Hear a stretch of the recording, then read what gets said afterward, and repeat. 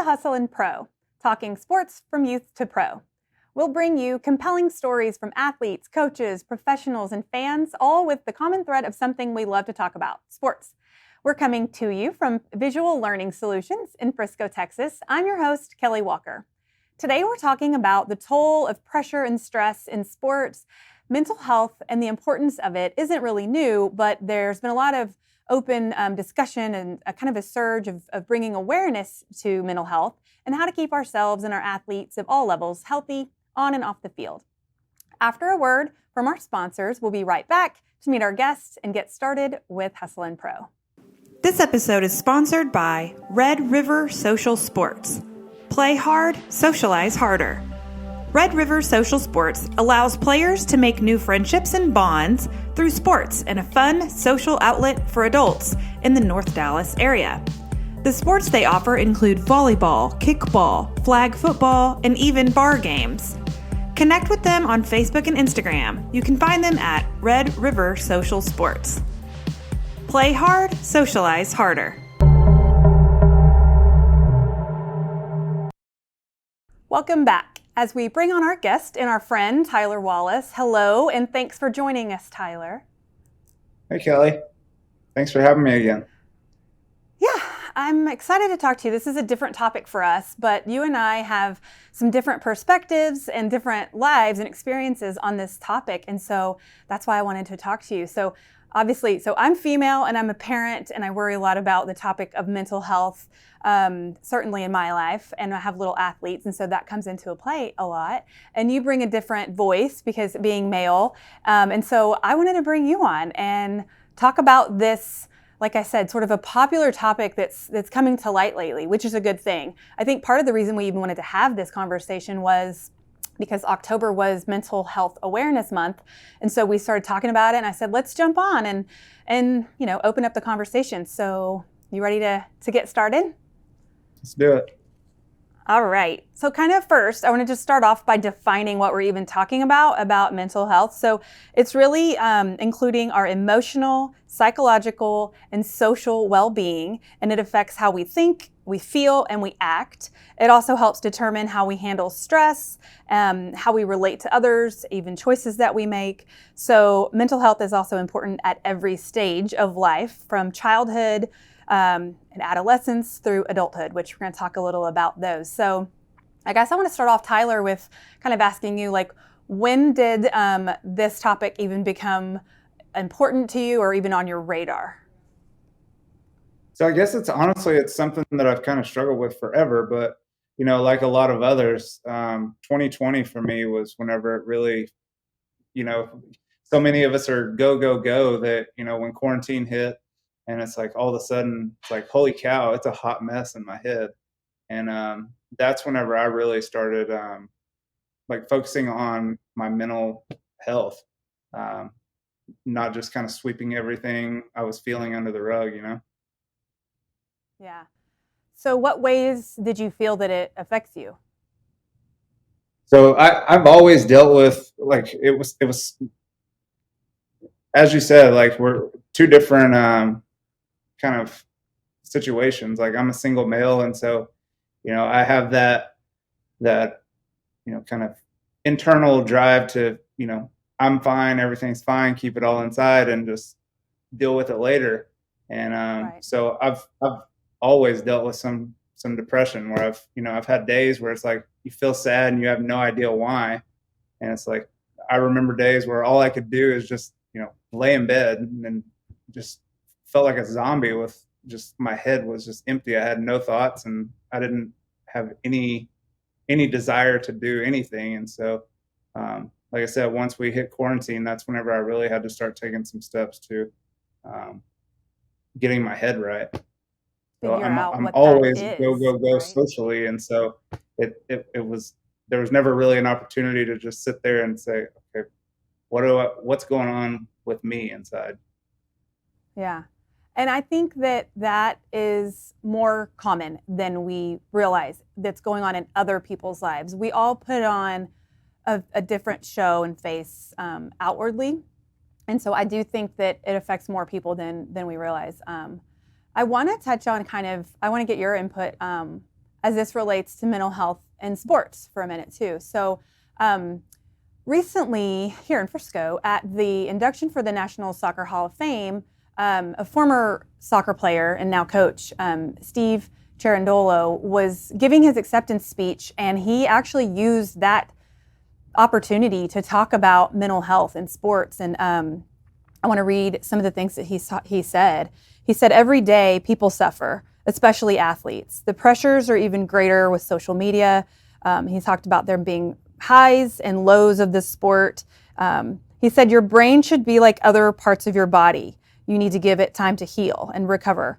And I want to talk about this in a minute too, but hopefully the being tough and just get through it mentality is archaic in their old ways, and we don't necessarily take that approach with athletes anymore, hopefully.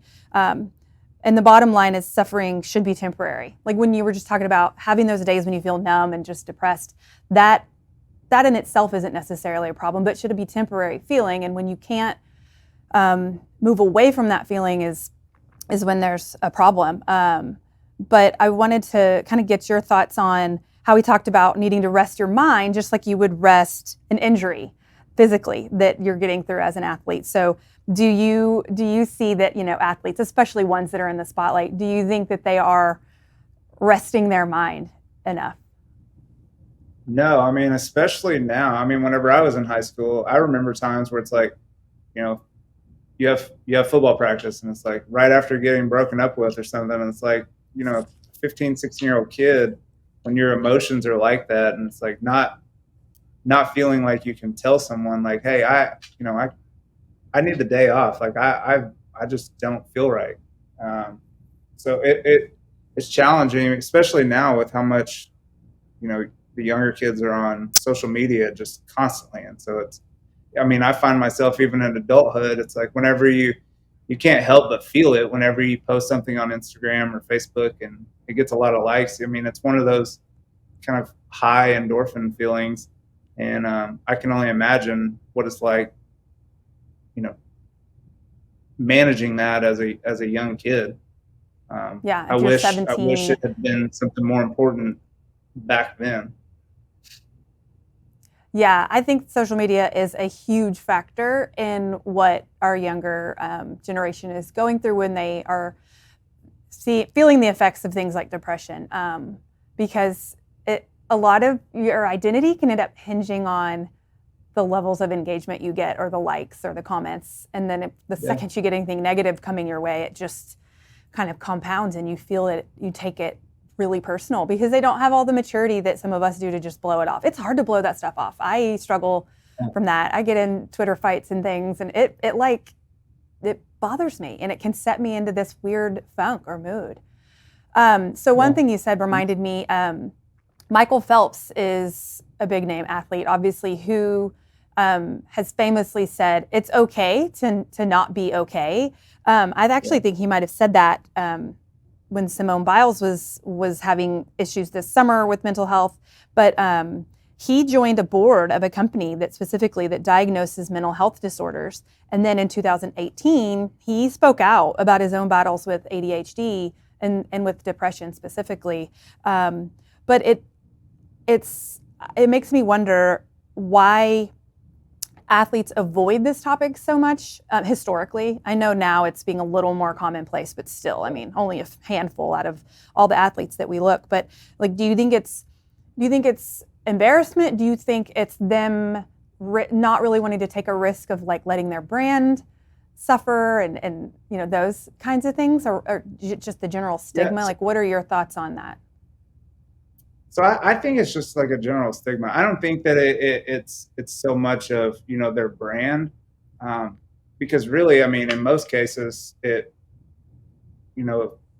when an athlete comes out about struggling with mental health issues, oftentimes they're praised for doing so because the reality is we're all struggling with some sort of mental challenge, whether it be body dysmorphia or depression or anxiety, what have you. Everybody's dealing with something. So I think a lot of it is just that stigma and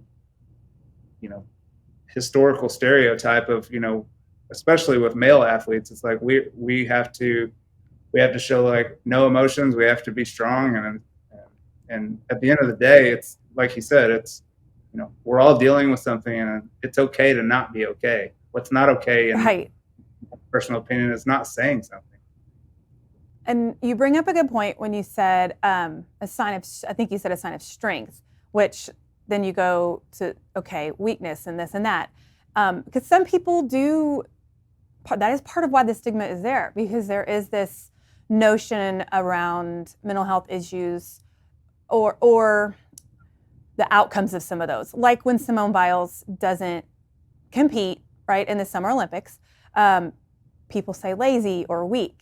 And I felt bad thinking she's getting attacked and kind of getting seen that way, but it makes me happy when I hear her recent interviews that she said, no, I was received with love and positive encouragement and people that understood, which is great. I'm glad she didn't feel the negative or the outlash that I, saw on some social media, which we all know people on social media will say mean things when they don't know the person or will ever see the person face to face. But, the reality is that that mental health problems actually have nothing to do with being lazy or weak. And various factors that go into having a mental health problem, including like biological things, genetics, physical illnesses, injuries, brain chemistry, life experiences, traumas, all kinds of different things. So yeah, I'm glad you brought that up, talking about seeing it as a sign of strength rather than a sign of weakness. And I think that's an important piece of shifting that whole stigma, right? And helping get kind of to the next step with this. Exactly. And I mean, in a position like that, I mean, I know how hard like we practiced as kids in high school, and it's like on an Olympic level or a professional level like that. I mean, I can't imagine trying to contain your emotions and train that hard day in, day out, and be expected to not be okay in the head sometimes. Right. And with the Simone Biles example, I was shocked at first. I got up early because of the time change and was like, wait, what's happening with my app? Why aren't they, what is going on? It took me a long time to figure out what was even happening, and I didn't understand it. But the more I got into the situation, it made more sense. The twisties, she talked about having the twisties, but I don't know how much you followed that. But, she doesn't twist on tour and in other situations. And some of the things she's doing in the air are even more difficult than some of the things the men are doing in the air. And how she had an issue twisting in warm-ups and all these things. And she knows that, one incorrect move or landing and on her twisting can end her career. And so once those things start getting apparent to her, there really is no just getting over it, because she knows this is real. This is like an actual threat to my health and my life. And so that was, to me, a huge sign of strength to be able to, that had to have been terrifying, to be able to say, nope, I'm out, because all the pressure on her. But yeah, that was a fascinating thing. And I think it opened up a lot of this conversation, which was great. I want to shift gears for a quick second. Let's talk about coping and recovering and getting through some of the tough times. So I want to ask you, how do you cope? What are some things that you do to keep yourself healthy mentally when you are feeling some of those negative things? Yeah. So for me, I think really what was great for me was I started doing BetterHelp, and talking to a therapist. I went, about once a week for almost a solid year.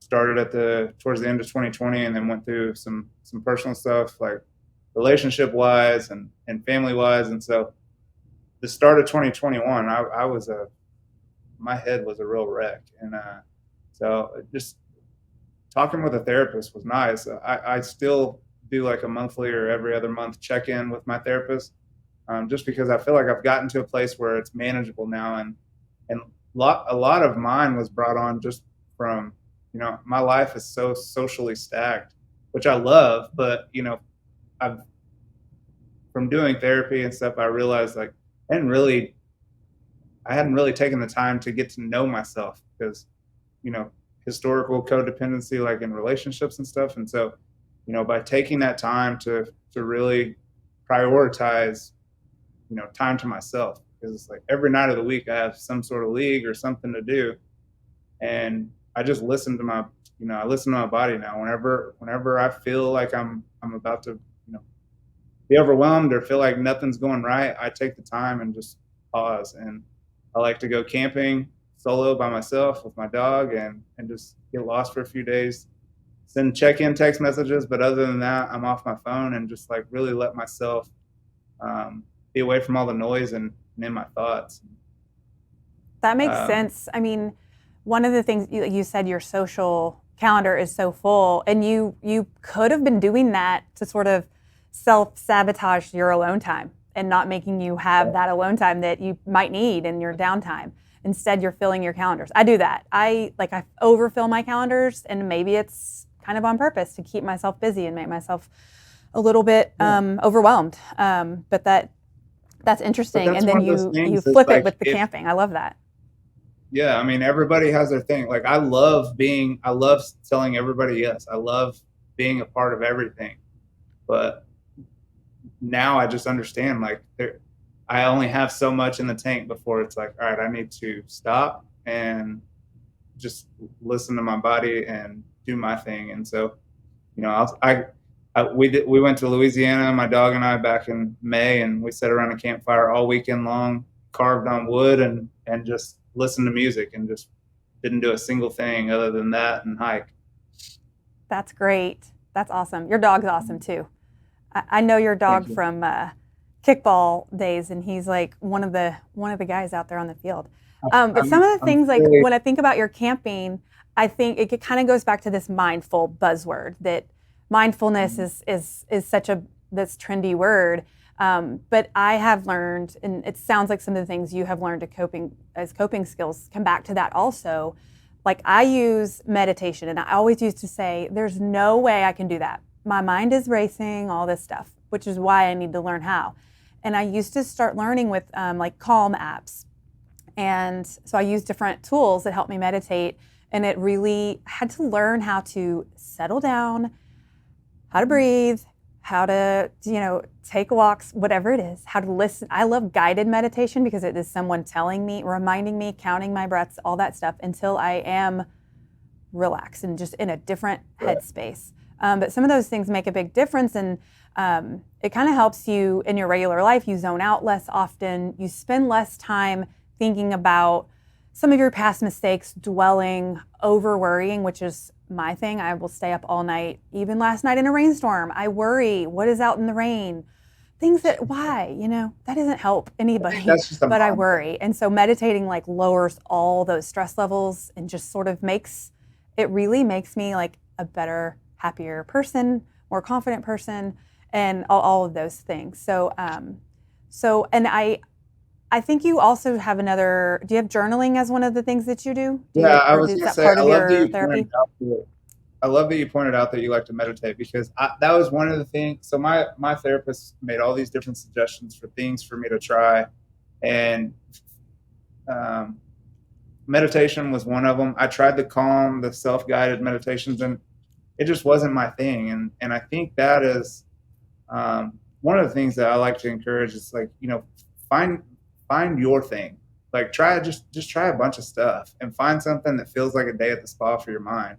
And that's something that's become extremely beneficial to my mental health stability, has just been writing. Um, I bought a journal a few months ago, and I knew if I treated it like a journal, I wouldn't stick with it. Just because the term journaling has become I feel like such a cliche term, that I didn't want any kind of, I didn't want it to be your typical journal. Um, so if you want, so I'll read you the first insert that I actually wrote in Yeah, my journal, which was basically the great. rules.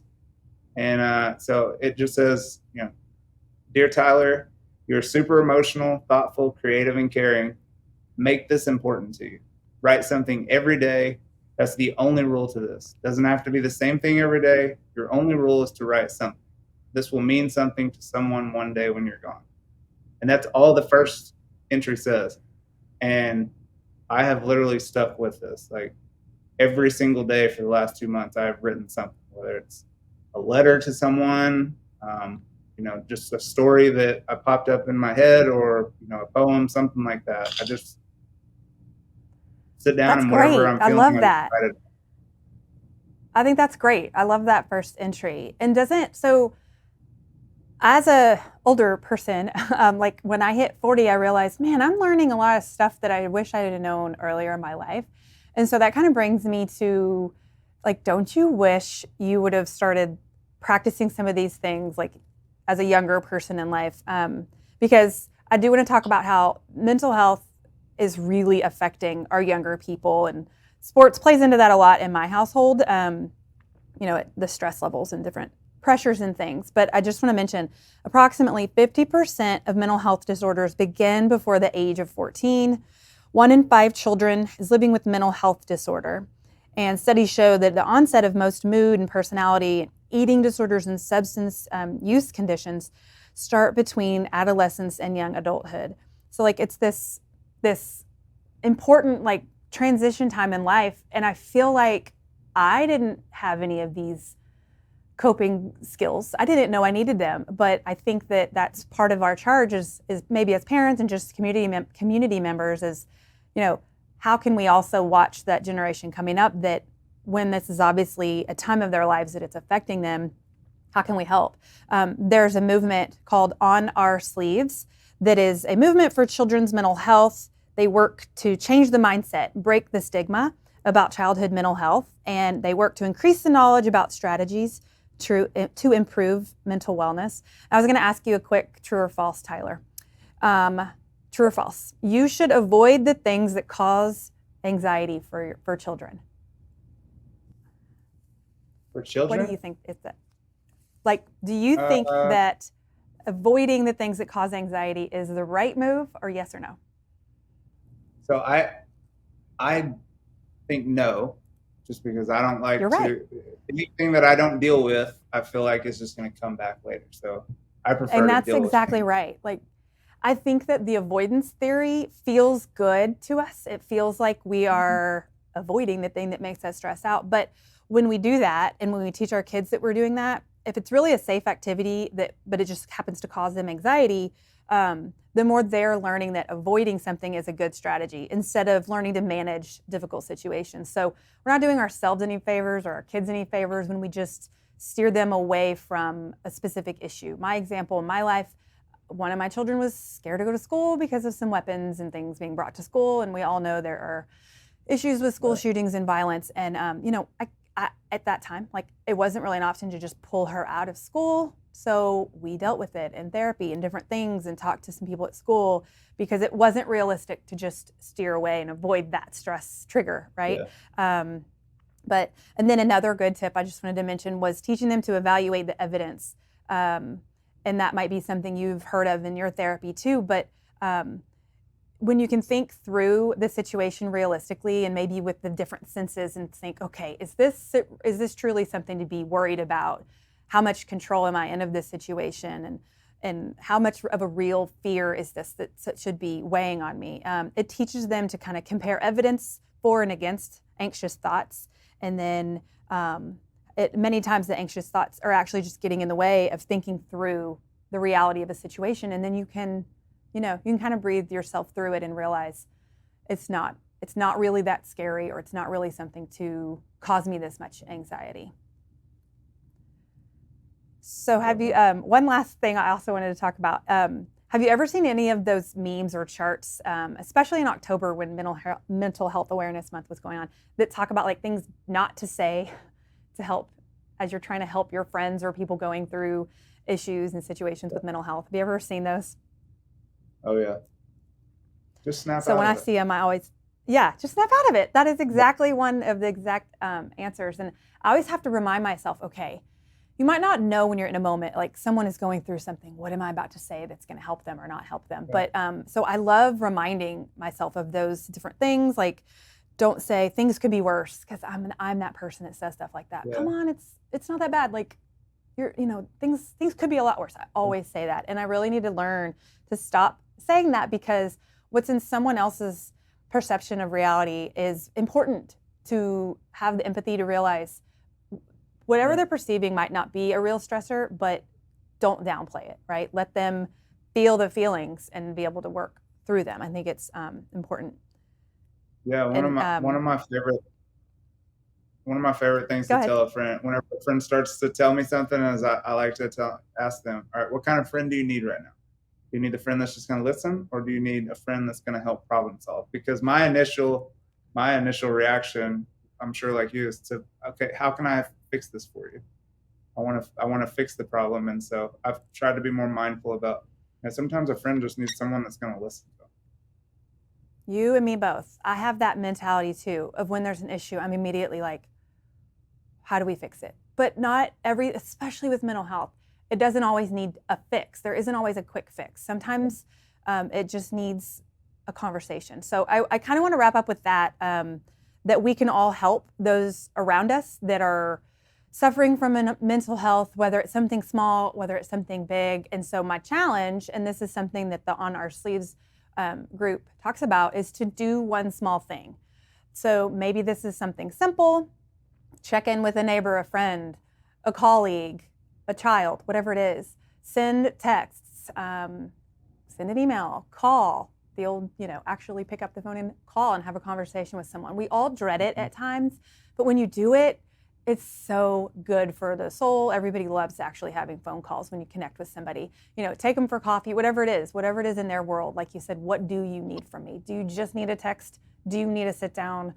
What is it that we can help? I can help you be a good friend. So, those are just some of my tips. But thank you, Tyler. I'm glad that you came on here and sort of shared with us a little bit about your story. Yeah, absolutely. I appreciate you taking the time. This was like I said, whenever we were talking about topics, this was when you mentioned it. I was like, yes, that is something that is very important to me right now. And I mean, one of the best things for me was therapy. I mean, BetterHelp is such a great resource, and they have financial aid that's available, and there's so many podcasts that are sponsored by BetterHelp, and so you can find discounts. And I would strongly urge people to do the work. I mean, it was a challenge for me. I mean, I didn't want to admit that I was part of the problem, but I did the work, and now it's starting to. I couldn't tell you the last time I've had one of those where it's like I don't want to do anything except lay in bed. So yeah. Well, that's great. I'm glad. I love that recommendation. It's working for you. That's great. I've heard of that. I've just never checked it out. So I'm glad you said it and remembered it. And I loved what you said earlier. Find something that's a day at the spa for your mind. That's perfect. So thank you for your time, Tyler. And thank you all for listening to this episode or watching this episode of Hustle and Pro.